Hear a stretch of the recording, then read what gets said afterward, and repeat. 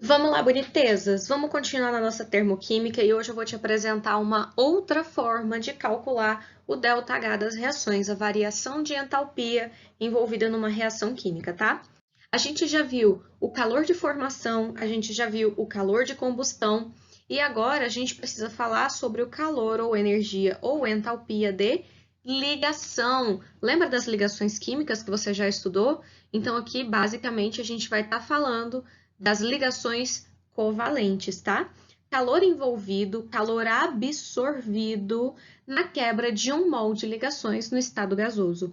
Primeira coisa que você tem que prestar atenção é no absorvido, que eu marquei aqui para você, tá? No próximo slide eu já vou te explicar o porquê que isso é tão importante. E quebra sempre de 1 mol, na quebra de 1 mol de ligações, o que significa que se a sua reação tiver envolvida uma quantidade maior de matéria de determinada substância, de determinado reagente ou produto, isso vai influenciar também na energia, assim como a gente fazia com os outros calores de reação, tá bom? O calor de combustão para 1 mol é um valor, para 10 mol é outro valor. Lembrando que a entalpia é uma propriedade extensiva, tá? Então, uma outra coisa que a gente precisa conversar é que quando os átomos estão separados, ou seja, eles estão sozinhos, eles não estão ligados uns com os outros, eu não vou falar em energia de ligação, porque não existe ligação entre eles, tá? Como que eu posso exemplificar isso aqui para você, ó? Eu tenho uma molécula de gás hidrogênio aqui, ligada por uma ligação covalente, e ela pode ser quebrada, essa molécula pode sofrer decomposição e liberar 2 átomos de hidrogênio separados. Ou eu posso ter 2 átomos de hidrogênio separados e promover a ligação entre eles, criando a ligação química. O que eu quero que você entenda, o que eu quero que você se lembre, é que numa reação química sempre existe a parte da quebra e a parte da formação de ligações. Como assim? Lembra que a matéria se conserva? Lembra do balanceamento? Que todos os átomos presentes nos reagentes também estão presentes nos produtos? Pois é.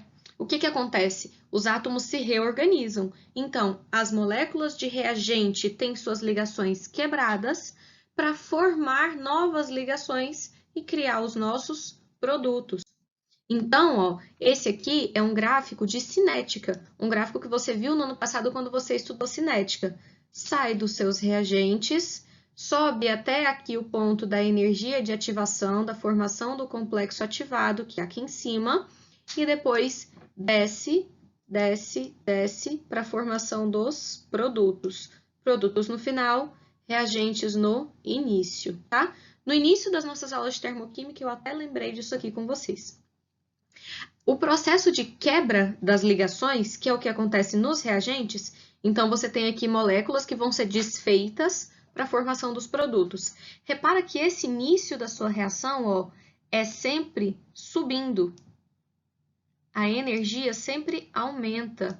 Isso significa que a quebra das ligações sempre é um processo endotérmico. Você precisa gastar energia para poder quebrar uma ligação. Ela está ali formadinha, bonitinha. Só se você der muita energia para esse sistema que essas ligações vão se quebrar, tá?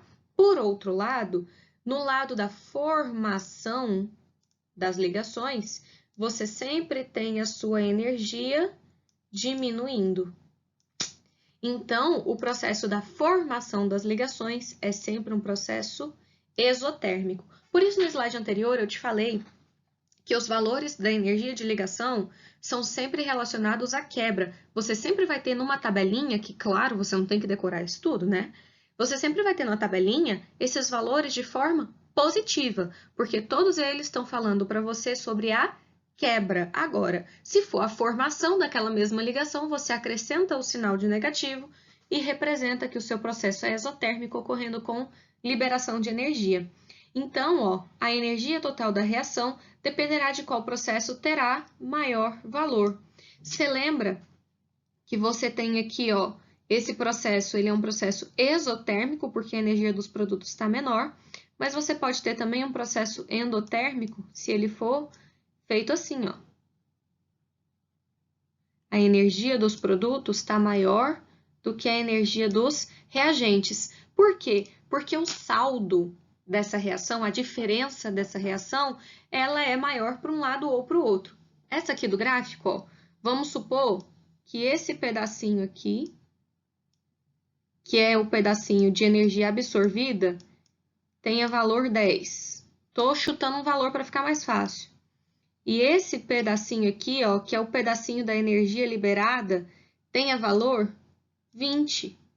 Essa reação é exotérmica, por quê? Porque o processo aqui, ó, da formação das ligações, o processo exotérmico, ganhou do processo endotérmico, que é o processo da quebra das ligações. Esse gráfico aqui de cima que eu desenhei para você, ó, o processo endotérmico é grandão, vamos dizer aqui que ele é o quê? 30. E o processo exotérmico, que é a formação das ligações, é um processo pequenininho, vamos dizer 10. Então, ó, o processo endotérmico tem mais energia do que o exotérmico, então ele ganha. Por isso, esse ΔH aqui é maior que zero. E esse aqui do gráfico que eu te mostrei aqui embaixo é menor do que zero. A parte exotérmica, a parte de liberação de energia, é maior, ela ganhou. Então, ó, repara que o ΔH, eu vou circular o ΔH aqui para você ver ele. O ΔH, ó, tá aqui. Ele é exatamente a diferença entre esses dois processos. Aqui, nessa primeira parte, os dois são iguais, então tem 10 para os dois. Qual é o saldo dessa diferença aqui? É esse finalzinho aqui de baixo, que é o seu ΔH, e esse finalzinho está sempre aqui do lado que está descendo, do lado exotérmico, do lado da formação das ligações. No caso do meu gráfico aqui de cima, ó, esse saldo está aqui. A diferença entre o patamar dos reagentes e dos produtos está aqui, ó, desse lado, do lado da quebra das ligações, do lado endotérmico, tá? Então, foca nisso aqui. Eu vou te mostrar um exemplo resolvido e um outro exemplo para a gente resolver. Então, esse exemplo resolvido aqui, ó. Eu tenho a reação do gás metano com 3 mol de gás cloro, formando esses produtos aqui, tá bom? Então, ó, 1 mol desse e 3 mol desse daqui. Eu vou ter que desenhar essas moléculas, por enquanto eu vou te dar elas desenhadas, como é esse caso aqui. Então, o que eu vou contabilizar? Eu vou contabilizar todas as ligações que estão sendo quebradas ou formadas. Na primeira molécula, que é a molécula aqui do gás metano, eu quebro 1, 2, 3, 4 ligações entre carbono e hidrogênio. Se todas as ligações são iguais entre os mesmos átomos, o valor relacionado à energia dessas ligações também é o mesmo. Então, isso vai estar numa tabela, tá? Eu tenho 4 ligações CH, eu tenho 4 vezes o valor dessa ligação. E aqui eu tenho 3 moléculas, 3 mol de gás cloro. Cada gás cloro é uma ligação covalente cloro-cloro. Então, você tem 1, 2, 3 ligações cloro-cloro para quebrar. Tá aqui, ó. 3 vezes 242,6, que é o valor de cada ligação cloro-cloro. Então, a energia total aqui do lado dos reagentes, ou seja, do lado da quebra, do lado da absorção, lembrando que aqui nos reagentes ocorre a quebra. Então, do lado dos reagentes, o valor é sempre positivo. Desse lado, o seu total de 2.381 kJ. Isso aqui representa aquela curvinha que sobe lá no gráfico. Agora eu vou para o lado dos produtos. Aqui, ó, nessa molécula, eu tenho 1, 2, 3 ligações carbono-cloro. Tá aqui, ó, 3 ligações carbono-cloro e uma ligação carbono-hidrogênio. Tá aqui ela, ó, uma ligação carbono-hidrogênio. É sempre bom você contar todas elas, tá?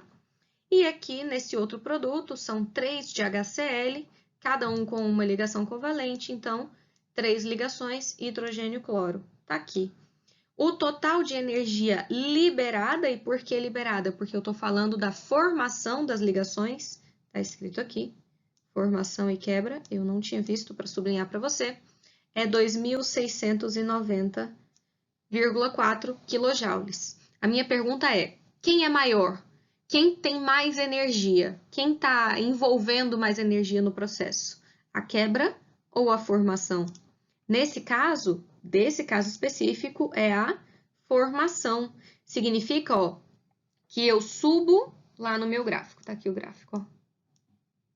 Ele sobe dos reagentes 2.381 e desce 2.690. Então, a sua reação teria essa carinha num gráfico.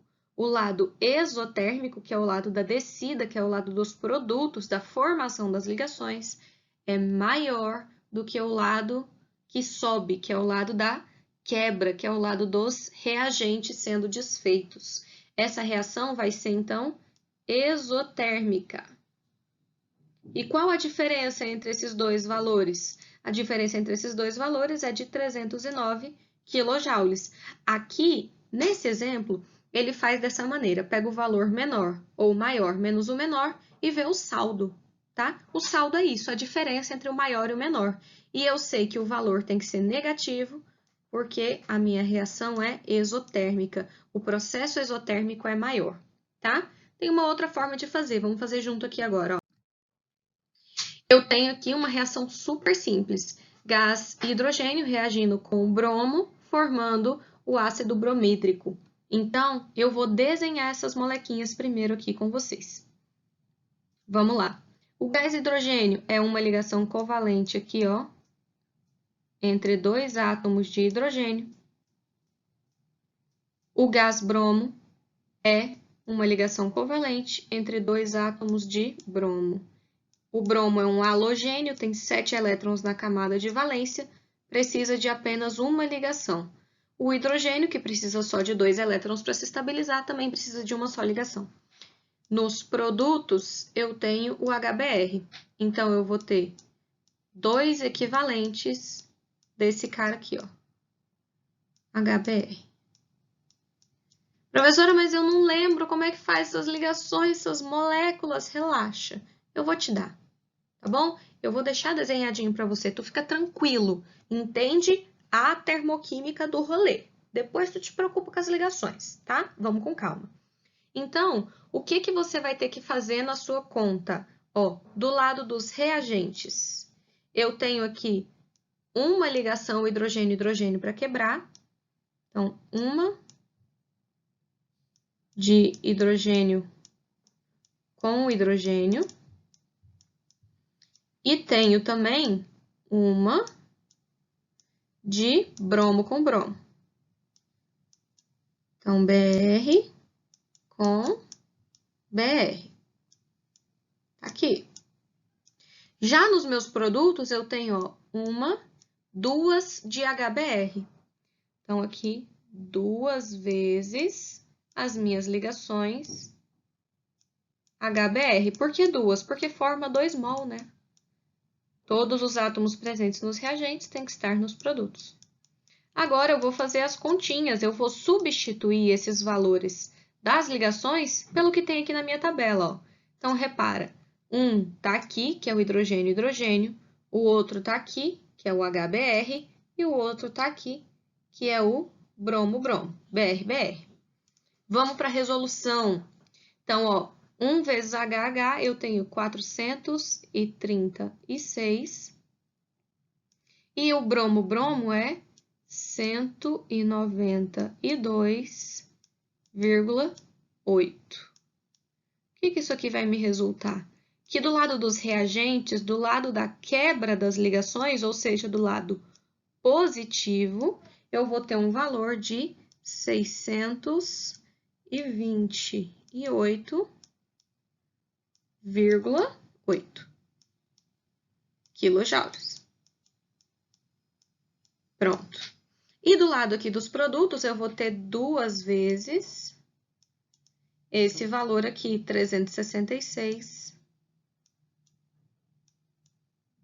0,1, que vai dar igual aí menos, por que menos? Porque está do lado dos produtos, porque a formação 732,2 quilojoules. Em vez de ficar nessa, maior, menor, não sei o que, só soma os dois e pronto. O seu resultado já vai dar o que você precisa saber. É claro que já está nítido para você que essa reação vai ser ESO, né? Porque o valor negativo é maior do que o positivo. Se você fizer, então, aqui, ó, menos 732,2 mais, sempre vai ter um valor positivo e um negativo. Você não precisa se preocupar com a ordem nesse caso, tá? O valor já está embutido aqui em reagentes e produtos. Mais 628. Opa, 0,8. Você vai ter aqui um ΔH igual a menos 103,4 quilojoules para essa reação. Então, essa é uma outra maneira da gente calcular o ΔH das reações, caso a gente não tenha os valores de entalpia de formação de cada um dos reagentes ou produtos envolvidos, tá? Se a gente tiver as energias de ligação para trabalhar, também é um modo viável e até bem divertido de trabalhar, tá bom? Garanto para você que à medida que você for fazendo, isso aqui vai ficando bem legal. Um beijo e até a próxima aula. Tchau!